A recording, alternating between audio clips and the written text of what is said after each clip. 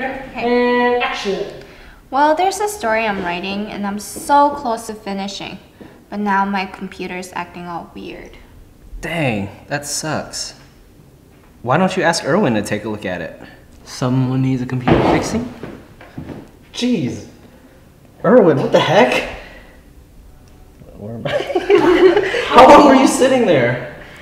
I just got here. I slipped into this chair because it's the exact distance from the door to the water cooler, so I have equal opportunity to get to either one. Now, who needs a computer fixing? Oh, fix my computer. Can you take a look at it today? Sure, I'll take a look after you. Great. Thanks, Erwin. Well, I have to go meet up with my friends now, so I'll see you two later. Okay, you get up and leave, right? Oh. You don't have to actually. Okay. You two. Let's see the chemistry. Okay.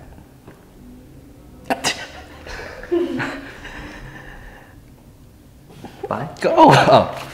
You said bye. Bye. What kind of bye is it?